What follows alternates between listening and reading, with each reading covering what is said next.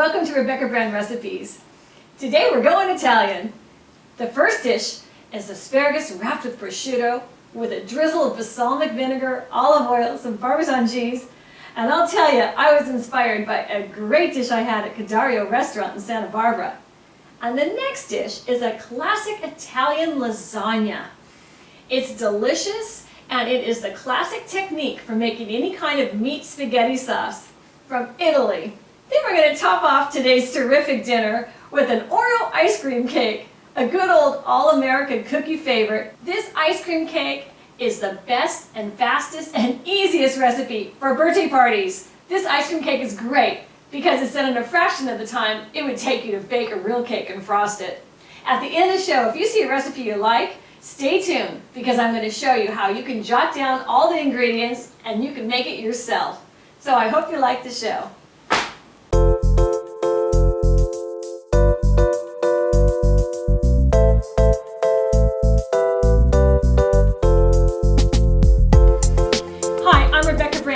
Today we're going to make an amazing asparagus wrapped in prosciutto appetizer for your next dinner party. The ingredients for this dish are asparagus, prosciutto, olive oil, balsamic vinegar, salt and pepper, and Parmesan cheese. Let's get started. First thing you do is you pre-oil that baking sheet with your olive oil. Smear it around so there's no sticky places. Couldn't be any easier to make this dish. You take your prosciutto, break it in half, and wrap it around each piece of asparagus and lay it on a baking sheet. I bought the asparagus that looked the fattest at the grocery store. It makes it a little more hearty that way. Your prosciutto usually comes in the deli section with pieces of plastic or paper in between. Roll them, cowboy. Look at that, like a little candy cane. And you just keep doing that. And wrap it quick. Because you're busy. You got a party to throw. Comment on my channel and tell me what your favorite dinner party appetizers are. I always need ideas for mine. I want to know what you think would be great. And you know what? I'd love to make it. It is so fun to have your guests wowed by your appetizers. It kind of sets the mood for the dinner.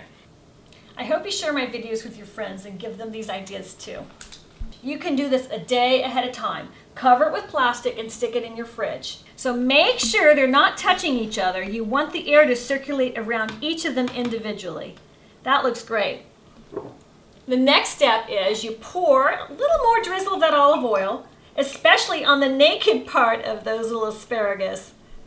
They need the little suntan lotion because you don't want your prosciutto to dry out, nor your asparagus. Let's crack some pepper on there. And I like fresh cracked on this because of the texture and the look of that pepper. Now it's time for the salt. And because that prosciutto has a lot of salt, just put a little bit on the edges or the tips of the asparagus. That is just fine. Into the oven at 400 degrees for 15 minutes.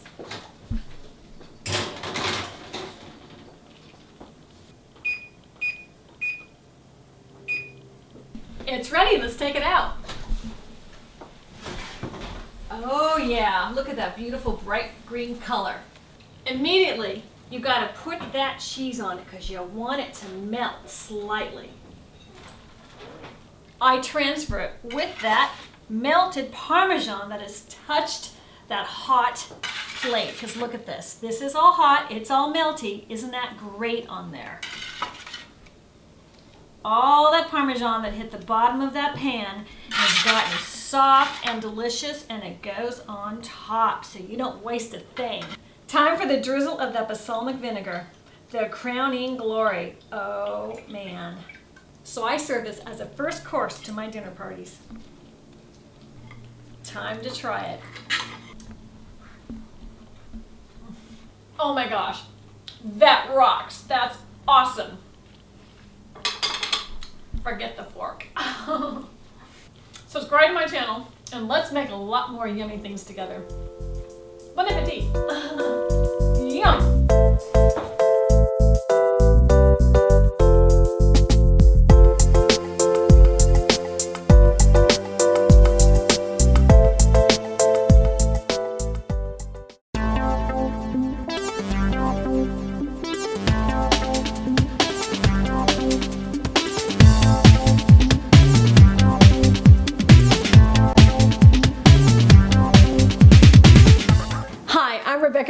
today we're making a saucy lasagna.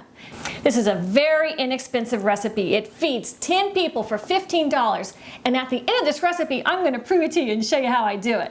So we start with ground beef, sweet Italian sausage, onions, garlic, diced canned tomatoes, and then our spices are basil, thyme, oregano, sweet chili flakes, bay leaves, cayenne pepper, salt and pepper, and then our filling, which is a cheese. That's ricotta cheese, mozzarella, parmesan, and a couple of eggs to bind it. Then we need our lasagna noodles. I use dry. So let's put this together. Okay, let's turn that heat on high. We put our ground beef in first. Next, I'm gonna add our sweet Italian sausage. So I like to get the skins off. I just zip it open like a little jacket. Peel it out and just put it in. I'm using 2 pounds of ground beef and 1 pound of Italian sweet sausage. I keep my stove on high because I like to cook fast and get to the point where I'm not babysitting something cooking. So as long as I'm near my stove, I've got that luxury, but when I step away, I know me, I get distracted. So I'm gonna turn my stove down when I get away from here. Now, even though it's on high, after I stir it, all that cold beef and the cold Italian sausage takes down that temperature. That slows me down in cooking, and that bothers me. So I need as many BTUs as I can get.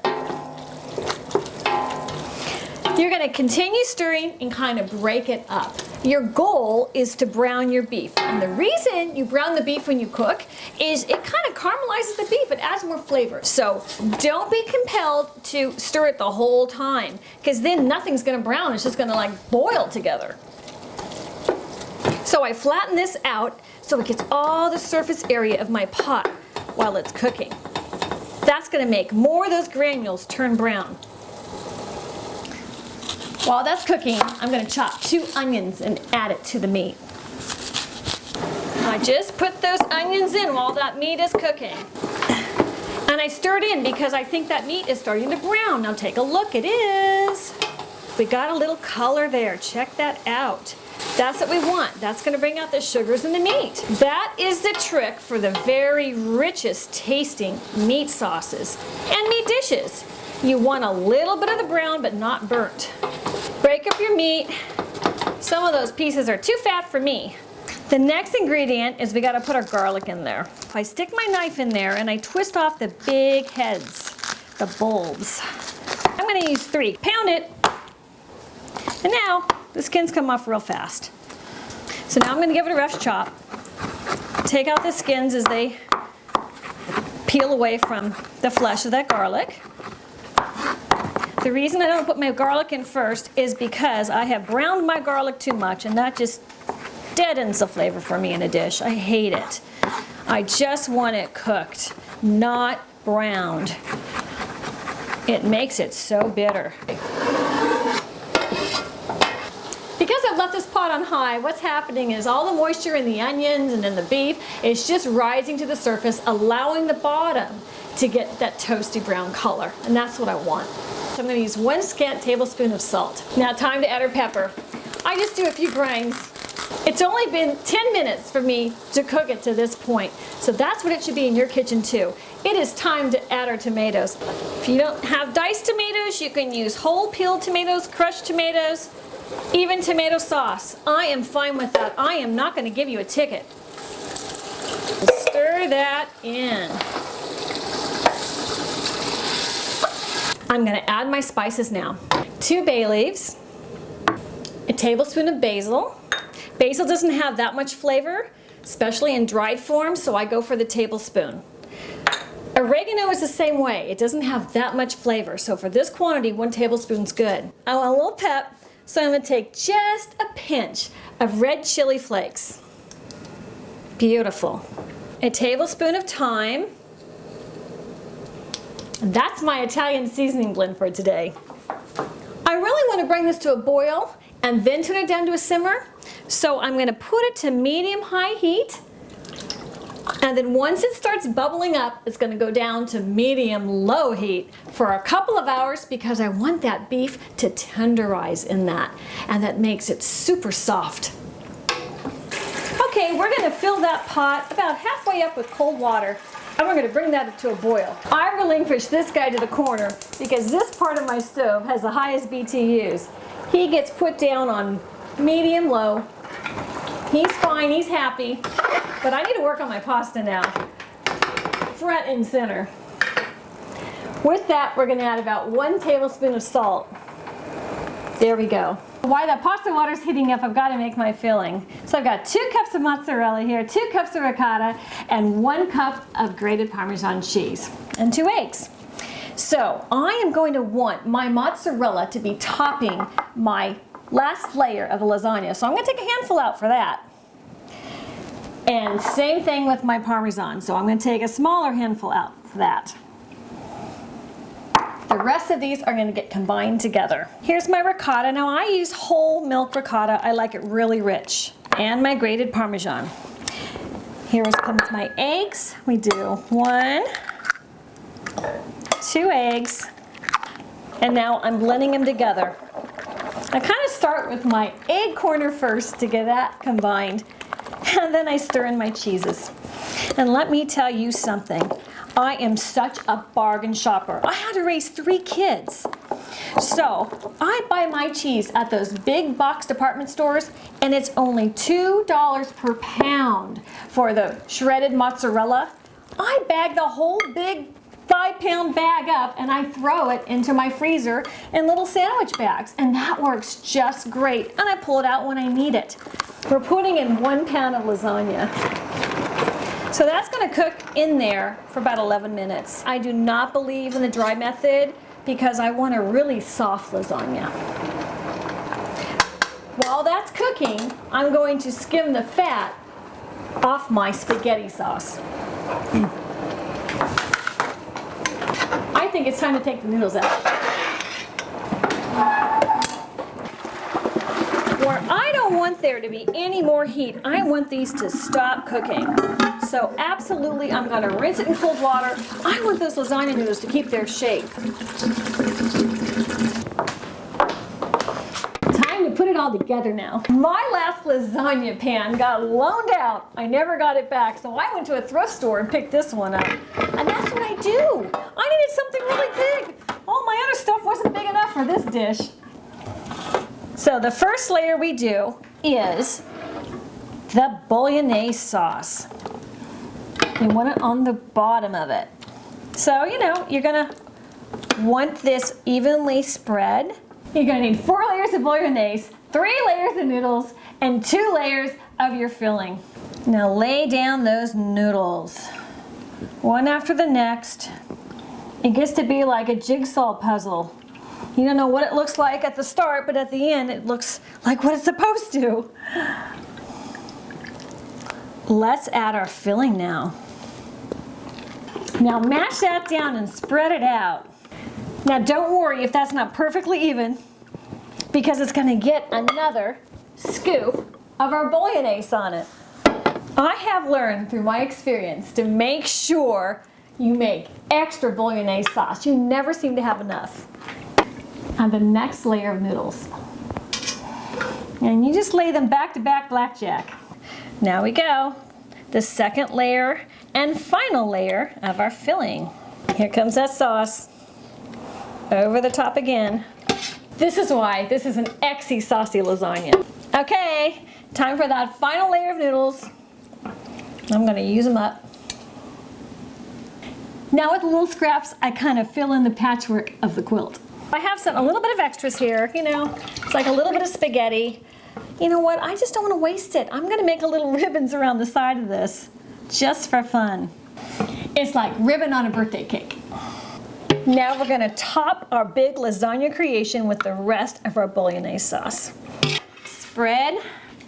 All right, and then for the oven, we have that handful of mozzarella that we saved and that little handful of the Parmesan cheese. You don't want to get dried out, so you got to wrap it in foil for the first half hour of your cooking time. Make sure it doesn't touch the top, because if it does, it's going to pull off that cheese with it. You don't want that. All right, it's been an hour. Let's see how it looks.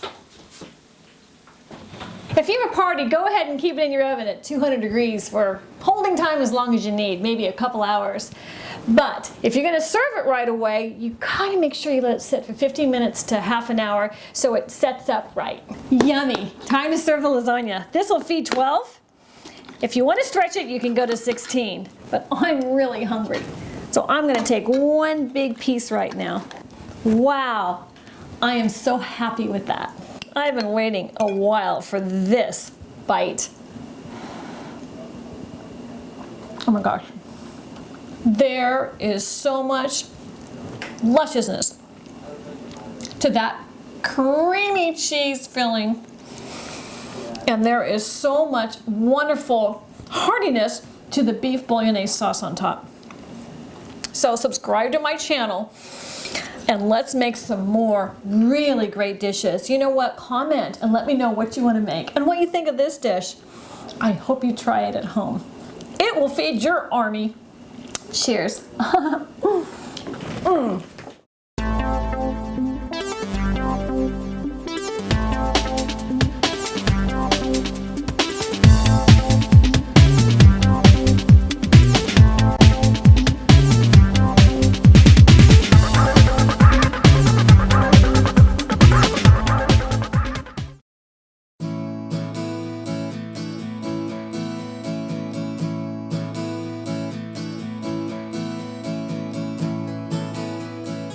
Hi, I'm Rebecca Brand, and today we're gonna make Oreo ice cream crunch cake. It's made with Oreos, crunch bars, caramel syrup, chocolate syrup, and vanilla ice cream that's been softened. So to make it really pretty, we've got to line our spring-form pan with plastic wrap. Make sure you get the plastic all the way to the seams of that pan. Now the fun part. We are going to put our little Oreos so the outside is facing us. Now, you just put, okay, hey, we lost one in action. If you put these in on an angle, they are happier to set up. That's my trick. They like the angle. You know, like you're putting picture on a wall, yet you lean it up against the wall. That's always the easiest way if you don't want to really hang it. For the rest of the recipe, I put most of the Oreos in a bag. I'm going to keep 8 for decorating the top. Now, we're going to take most of the air out of our bag, close it. Now we need to crush our Oreos to put in a recipe in for our crust. This is the fun part. Flip it over to the other side. Beautiful. I don't crush them too much because I like this extra crunchy and crispy. Now you're going to want to break up those crunch bars too. So it's the same method. For some reason this feels really good. I don't know who I'm mad at, but it helps. All right, now we're going to reach in our bag and grab the most of the crumbled crumbs for the bottom and just sprinkle them in there. I kind of go down to the ones that are more finely crumbled because I want the larger pieces of this to be within the recipe. Now I'm just going to take the bottom of my glass and try to make it a little more smooth on the bottom. And at this time, I can try to get those soldiers up against the wall of that pan at that angle again. Because, you know, we had a couple of casualties. I'm going to put this aside so I can start mixing my ice cream. Now, this recipe takes a half a gallon, but I buy ice cream very inexpensively, and this is how it comes. It's been resting 45 minutes on the counter to get it soft, but let me tell you, if you start thinking you can't get to your recipe in time, shove it in your refrigerator, and that'll hold it for a while. Wow, this looks so good. I just want a spoon right now. Oh my gosh. Okay, I'm eyeballing it. That's about half a gallon. Okay, let's open our Nestle's Crunch Bars. I'm one of those people that like the crunchy ice creams with the big chunks of chocolate and nuts and things. And I find that these little Rice Krispie things that are in here are just beautiful and perfect. I'm going to put half of this one in and save half of it on top, but I'm going to save the larger of the pieces for on top so I have more control of the prettiness of this delicious dessert. Okay, and now we're going to put our Oreos in. I'm going to put in the rest of the bag. Yummy. And now slightly stir this in, but don't over stir it because this will save the crunch. You don't want your Oreo too saturated. So the center of those that don't get the liquid on it are going to be the crunchiest bites. Now that's good. Now we're going to add 1/3 cup of gooey caramel.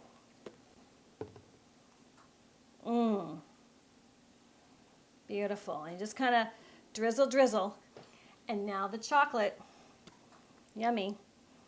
1/3 cup of that beautiful chocolate syrup. And now let's mix that up too.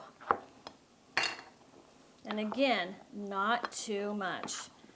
You want to have a bite where you can taste the separate ingredients.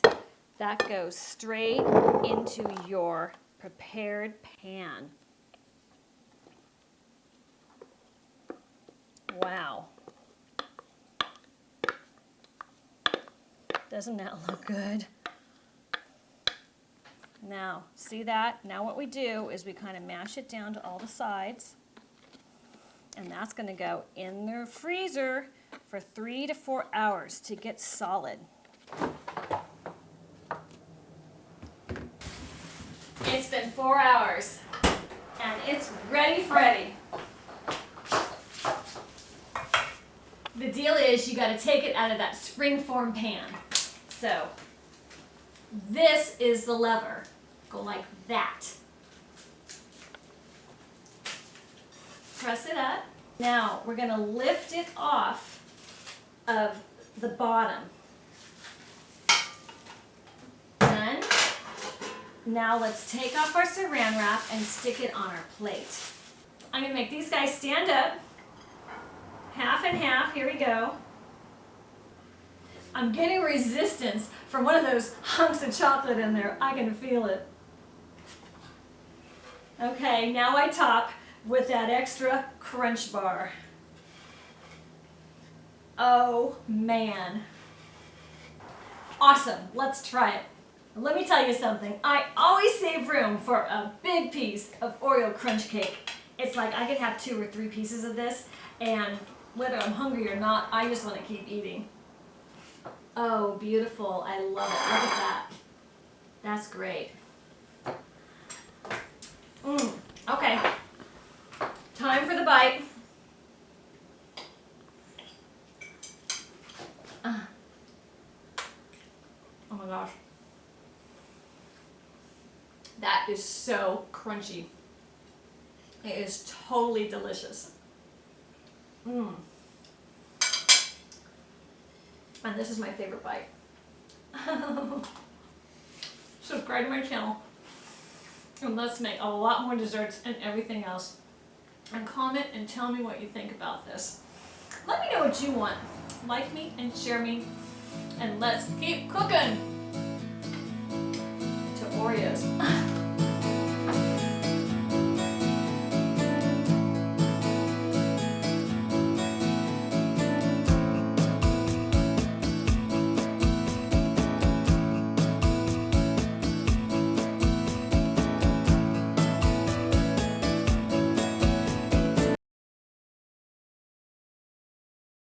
If you want to make any of the recipes you saw on my show today, I've posted them all on YouTube. I'm going to show you how to find them so you can jot the recipes down and make it at your own house. So you got to get to a computer, you press your website browser, go to your address bar, and you type in www.youtube.com. Enter.